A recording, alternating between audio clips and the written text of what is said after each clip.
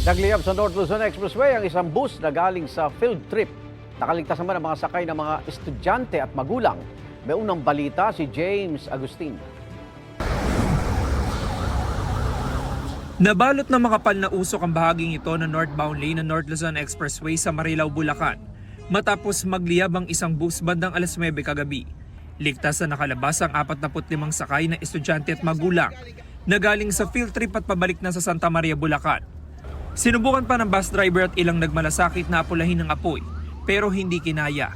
Bigla lang po sumabog, tapos nakita namin pagtingin namin, nasusunog na yung bus. Kaya lumabas po kami, tumulong kami kanina na gano'n ng tubig eh. Nagagis na tubig kanina sa sa bus kasi sobrang lakas na. Inilipat ang mga pasahero sa isa pang bus. Ang isang babaeng senior citizen dinala sa ospital matapos mahirapan daw huminga. Ayon sa Marilao Fire Station, napula ang sunog bandang alas 9:39 kagabi. Inaalam pa nila ang sanhi ng apoy. Halos 30% lang po yung nasunog na sa bus, kasi halos sa likod lang po sa may engine bay. Tumanggi magbigay ng pahayag ang bus driver. Base sa kanyang salaysay sa arson investigator, Sumabog daw po yung gulong. Pagka bigla daw pong lumiyab. nagdulot ng bahagyang traffic ang insidente sa northbound lane ng NLEX. Maghahating gabi na maialis ang nagliyab na bus mula sa expressway. Ito ang unang balita. James Agustin para sa GMA Integrated News.